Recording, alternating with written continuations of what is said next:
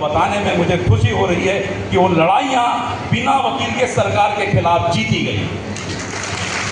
तो आप भरोसा रखिए, आपकी कोई भी लड़ाइयाँ जाहिर नहीं जाती।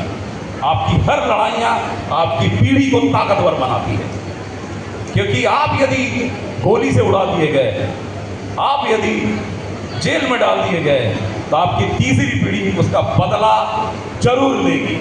आपको लगता है कि झारखंड का छममो, झारखंड मुक्ति मोर्चा यदि अस्तित्व में आया और हेमंत सोरेन ने सत्ता हासिल की है, तो आपको जानना चाहिए कि शिबू सोरेन के पिता गोली खाए, उनकी मौत हुई थी और शिबू सोरेन जेल गए थे। और शिबू सोरेन जेल जाने के बाद लड़ाइयाँ जारी रखे, अपने आंदोलन जारी रखे, और उसके साथ ही उनकी तीसरी पीढ़ी हेमंत सोरेन सत्ता पे आज काबिज है। हमको इस बात के लिए तैयार रहना चाहिए कि ना हमारा कांग्रेस में भला हो सकता है, न भाजपा में भला हो सकता है, क्योंकि ये पार्टियों के पैरामीटर पर चलते हैं और इनको चलना पड़ता है, इनकी मजबूरी है। जैसे कई बार हम सरकारी नौकर होते हैं ना, तो हमारी भी मजबूरी होती है कि हमारा जो हम जिसके सबॉर्डिनेटर हैं उसके खिलाफ बहुत नहीं जा पाते। तो मैं कहता हूँ, इसीलिए आप व्यापार करने वाली कौम बनिए, आप अपने जंगलों में व्यावसायिक खेती करने वाली कौम बनिए, आप अपने खेतों को व्यावसायिक उन्नति की ओर ले जाइए। मैं एक छोटी सी बात बताना चाहता हूँ, इसमें बड़प्पन की बात नहीं है।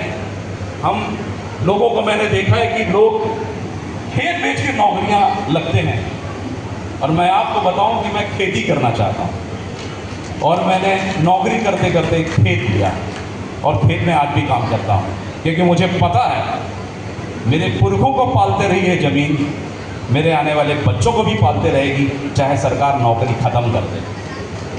आप नौकरियों के गुलाम मत बनिए। यहाँ माँ बहनें भी बैठी हुई है, आपसे भी निवेदन करता हूँ, जुझारू युवाओं को पसंद कीजिए जो मेहनत करते हैं। ज़रूरी नहीं कि आप नौकरी पेशा लोगों के पीछे ही आप पढ़िए कि ये हमारा सच्चा वर हो। आप ऐसे लोगों को भी देखिए, और माताओं बहनों को पिताओं को भी ये कहना चाहता हूँ कि आप अपनी बेटियों को जिम्मेदार जुझारू एंटरप्रेन्योर स्टार्टअप करने वाले लोग और व्यवसाय के क्षेत्रों में भी दखल रखने वाले लोगों को आप बेटी दीजिए। उनका हिम्मत हौसला आप जारी करिए, क्योंकि ये पक्की बात है कि नौकरियाँ आपके रिटायरमेंट के काल तक काम आएगी, लेकिन आपके जल जंगल जमीन खेत खलिहान और आपके व्यवसाय आपके पीढ़ियों के लिए एक नई ऊर्जा, एक नए स्रोत, एक नए बेस का काम करेगी।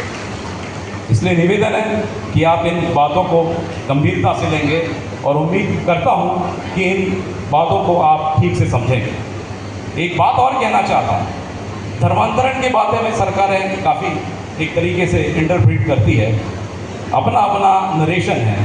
मेरा नरेशन ये है कि सरकार कहती है कि क्रिश्चियन बनने वाला धर्मांतरण कर रहा है, मुस्लिम बनने वाला धर्मांतरण कर रहा है। आदिवासी का हिंदू बनना भी तो धर्मांतरण है भाई,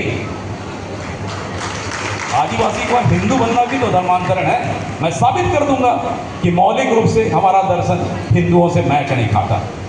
कुछ हो सकता है, बहुत सारे दर्शन चुरा लिए गए, लेकिन बेसिक तौर पे हम प्रकृति दर्शन वाले हैं। जब लोगों का धर्म स्थापित नहीं हुआ था, उसके पहले ही हमारी व्यवस्थाएं टोटेमिक व्यवस्थाओं के तहत रही, जो आज इकोलॉजिकल सिस्टम्स के तहत अपन इकोसिस्टम्स और पारिस्थितिकी तंत्र के बैलेंसिंग की बात करते हैं। हमारे यहाँ मारण संरक्षण का ये रहा कि कुछ आदिवासी भाई किसी चीज़ को मारते हैं तो कुछ बचाते हैं। जैसे उदाहरण के लिए मैं कुंजाम हूँ, हमारा छेरी मतलब बकरी गोट वो हमारा टोटम, हम उसको कभी नहीं छूते, हम उसको बचाते हैं।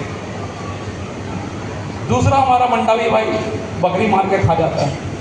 सारे लोग बकरी मार के खाने लग जाएंगे तो वन का संतुलन बिगड़ जाएगा। इसलिए देखिए कि हमारे लिंगों ने, पालिकोबार लिंगों ने, हमारे धर्म गुरुओं ने कितना बेहतरीन इकोलॉजिकल सिस्टम को डेवलप किया, जो फूड चेन को आप बायोलॉजी के चैप्टर में पढ़ते हैं। तो आप सोचते हो कि आपके पुरखे लोग नालायक थे, आपके पुरखे लोग अवैज्ञानिक लोग थे, आपके पुरखे लोग असभ्य थे। ये मूर्ख हैं जो कहते हैं कि असभ्य है।